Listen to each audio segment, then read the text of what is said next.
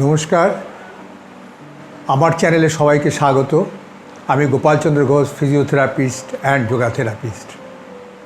আজকে বয়স্ক মানুষদের জন্য একটা এক্সারসাইজ দেখাবো, যাতে বয়স্ক মানুষরা সহজে করতে পারে। সেই এক্সারসাইজটা হলো, যাদের বয়স্ক মানুষদের নি পেইন হয়, এই নি পেইন যাদের হয় সেই বিষয়ে আমি এক্সারসাইজ দেখাবো। এবং এই এক্সারসাইজগুলো নিয়মিত করলে ভালো থাকা যাবে এবং পেইন অনেকটাই কমে যাবে। এবং যাদের ব্যালেন্সের সমস্যা আছে, সমস্যা অনেকটাই কেটে যাবে।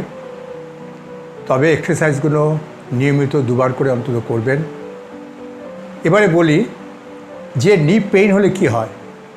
প্রথম হয় সেটা হচ্ছে আমাদের quadricep muscles, hamstring muscles, groin muscles মানে ইনার মাসলস, হিপ মাসলস, এই মাসলসগুলো উইক হয়ে যায়।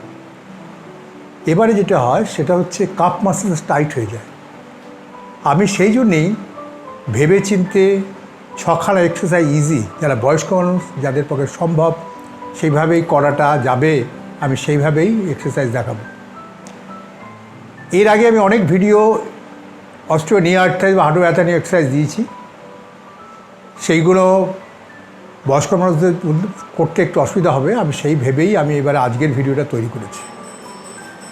প্রথমে বলি, যাদের ব্যথা হবে হাঁটু, তারা ডাক্তার দেখাবেন। ডাক্তারের ওষুধগুলো যেগুলো আছে সেগুলো নিয়মিত যতদিন বলবে সেগুলো খাবেন এবং ব্যায়ামগুলো নিয়মিত অভ্যেস করবেন। আর আরেকটা কথা বলি, কেউ হাঁটু মুড়ে বসবেন না, আসন করে বসবেন না, মাটিতে বসবেন না। অনেককে আমরা বলি যে মাটিতে বসবেন না, তারা কিন্তু অলরেডি জলচকিতে বসে বা পিঁড়িতে বসে। না, তার মানে এই নয় যে আমি বারণ করেছি যে মাটিতে বসে, তা নয়। আপনি নি হাইট চেয়ারে বসবেন, ঠিক আমি যেভাবে বসে আছি এই চেয়ার, এরকম চেয়ারে বসবেন বা উঁচু জায়গায় বসবেন। এইরকম বসে আপনার সমস্ত কাজকর্ম বা এগুলো আছে। মাটিতে বসে কিন্তু হাঁটু মুড়ে কোনো কাজ করা যাবে না, এইগুলো মেনে চলতে হবে। এবারে চলি কীভাবে এক্সারসাইজ করতে হবে। এবার হচ্ছে কোয়াড্স মাসলস এক্সারসাইজ, কীভাবে স্ট্রেনথেন করতে হবে সেই এক্সারসাইজটা আমি দেখাই। এই মাসলসটা উইক হয়ে যায়, সেই জন্য স্ট্রেনথেনিং এক্সারসাইজ করতে হবে। কীভাবে করবো সেটাই আমি আপনাদের দেখাচ্ছি। এটাকে বলে নি এক্সটেনশন এক্সারসাইজ। প্রথম কথা বলি আমি কীভাবে বসেছি।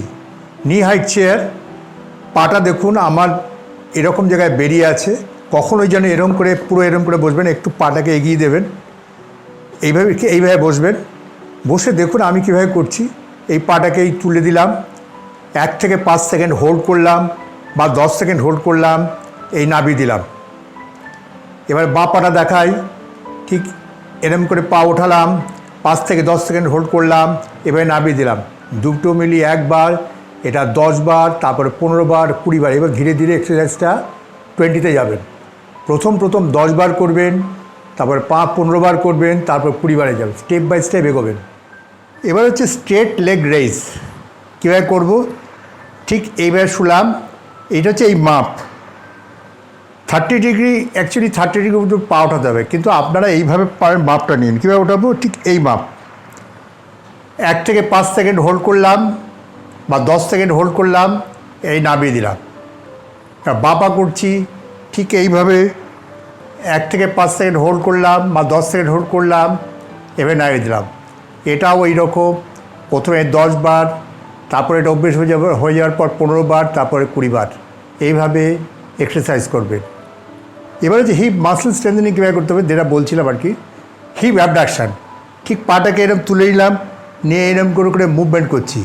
এরম করে মুভমেন্ট 10 থেকে 15 বার, 20 বার, এইভাবে ধীরে ধীরে ধীরে ধীরে মুভমেন্ট করলাম। ডান পা করার পরে বাঁ পা এইভাবে করলেন, ঠিক এইভাবে করবেন। এইরকম নি প্রেস, নিচের দিকে কোয়াড্স মাসলসে নিচের দিকে প্রেসার করে এক্সারসাইজ করব। কীভাবে করে দেখাই। প্রথমে একটা কথা বলি, এরকম একটা ব্লাডার নেবেন, টাইট করে পাম্প করবেন না, এটা যাতে এইভাবে নরম থাকে। 3 নম্বর ব্লাডার কিনে নেবেন একটু। যদি এইটাকে এইভাবে দেখাচ্ছি আপনাদের, বা এরকম কুশান যে কোনো একটা এরকম নিয়ে এক্সারসাইজ করা যায়। দেখাই কীভাবে করবে। শুয়ে এক্সারসাইজ করতে এই হাঁটুর নিচে এরকম বসালাম, ঠিক এইভাবে বসিয়ে নি প্রেস কীভাবে করবো, এই গোড়ালিটা কিন্তু উঠবে না, ঠিক এই থাকলো। এই বাঁ হাঁটুটা এইরকম পজিশনে নিতে হবে, নিয়ে দেখুন এই যে প্রেস করছে নিচের দিকে চাপ দিলাম, 1 থেকে 5 সেকেন্ড হোল্ড করলাম, এই ছেড়ে দিলাম। আবার দেখুন দেখাই, এই নি প্রেস করলাম, 5 সেকেন্ড হোল্ড করলাম, ছেড়ে দিলাম। কখনোই অ্যাঙ্কেলটা উঠবে না, গোড়ালিটা উঠবে না, ঠিক নিচে থেকে থাকবে। ঠিক এইভাবে এইটা করার পর এটা 10 বার 15 বার 20 বার স্টেপ বাই স্টেপ এগোবেন, তারপরে এইটা বাঁ পাটা করবেন। এবারে দেখাই কুশানটা কীভাবে করে, এরকম কুশান থাকলে কুশান নেবেন, হাঁটুর নিচে এইভাবে দেবেন। ঠিক দেখুন আমার হিলটা বেডের সঙ্গে আটকে আছে, লাগিয়ে রেখেছি। এবার দেখুন এই চাপ দিলাম, কোয়াড্রাস মাসল কীভাবে ইনার প্রেস হচ্ছে, এই হোল্ড করলাম, 1 থেকে 5 সেকেন্ড হোল্ড করলাম, ছেড়ে দিলাম। আবার দেখুন দেখাই, এইভাবে প্রেস করলাম, ছেড়ে দিলাম। এটা 10-15 বার করার পরে এই পাটায় চলে যাবে। আর এইটা করার সময়ও ঠিক ওই রকম এই হাঁটুটাকে এইভাবে ভাঁজ করে নেবেন, তারপরে এরকম চাপ দেবেন, ছেড়ে দেবেন, আবার এরকম চাপ দেবেন, ছেড়ে দেবেন। আমি এই হ্যামস্ট্রিং এক্সারসাইজটাও সহজ করে দিলাম বয়স্ক মানুষদের। কীভাবে করব দেখুন, এইভাবে হাঁটুটাকে ব্রিজের মতন শুয়ে রয়েছি, ঠিক জাস্ট এগিয়ে দিলাম, হিলটাকে এইভাবে টোটাকে উঠিতে হিলটাকে বেডের সঙ্গে লাগিয়ে দিলাম, পাটাকে দেখুন এর যেরকম হ্যামস্ট্রিং হবে তার সঙ্গে হিপ মাসল এক্সারসাইজ হয়। কীভাবে করবো দেখুন, এটা হাত দিয়ে দেখবেন যে নরম আছে। আমি যদি এরম করে উঠাই দেখুন এই জায়গাটা কিন্তু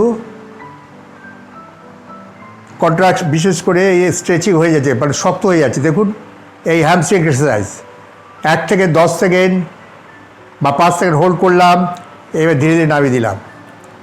এটা হ্যামস্ট্রিং হচ্ছে। এবার হিপ জয়েন্টেরও এক্সারসাইজ হচ্ছে, হিপ মাসেল স্ট্রেন্থেনিং হচ্ছে। আরেকবার দেখাই, ঠিক গোড়ালিটাকে দেখুন এইভাবে রাখলাম, আবার দেখুন এইভাবে উঠিয়ে নিলাম, গোড়ের উপর চাপ দিলাম, আস্তে করে ধীরে ধীরে কোমরটাকে তুললাম, হিপটাকে তুললাম, যে স্ট্রেচ হয়ে গেছে। 5 থেকে 10 সেকেন্ড হোল্ড করলাম, ধীরে ধীরে এরকম নামিয়ে দিলাম। এটাও এরকম 10 বার করবেন। এবার হচ্ছে অ্যাঙ্কেল পাম্প কীভাবে করব, যেহেতু আমাদের কাপ মাসলসটা টাইট হয়ে যায়, সেই জন্য এই এক্সারসাইজটা করতে হবে। কীভাবে করবো, এরবার নিলাম, আবার এইভাবে নিয়ে গেলাম, অ্যাঙ্কেল পাম্পে ধীরে ধীরে ধীরে এইভাবে 15 বার 20 বার এইভাবে ধীরে ধীরে ধীরে যখনই সময় পাবো এই এক্সারসাইজটা করলে আমাদের অ্যাঙ্কেলটা, হাঁটু ব্যথা যাদের হয় তা দেখবেন যে আমাদের কাপ মাসলসটা টাইট হয়ে, ঠিক এইভাবে করলে অনেকটা রিলিজ হয়ে যাবে। এরকম করে করে 10-15 বার 20 বার এরকম ধীরে ধীরে এরমভাবে করবে। ঠিক এইভাবে নিলাম, এইভাবে করলাম। এক্সারসাইজ আর বাড়লাম না, এক্সারসাইজ এই অবধি, কিন্তু রোজ এক্সারসাইজ কিন্তু করতে হবে। নিয়মিত এক্সারসাইজ করলে ভালো থাকবেন, অনেক ব্যথা যন্ত্রণার থেকে মুক্তি পাবেন। আর এক্সারসাইজগুলো যদি ভালো লেগে থাকে লাইক দেবেন, শেয়ার করবেন। যারা এখনও সাবস্ক্রাইব করেননি তাদের বলবো তাড়াতাড়ি সাবস্ক্রাইব করতে। এবং আপনারা ভালো থাকুন। আমার এক্সারসাইজগুলো যদি করেন, ভালো থাকলে আমার সবচেয়ে ভালো লাগবে। সুতরাং সবাইকে আমার নমস্কার ও ধন্যবাদ জানাই।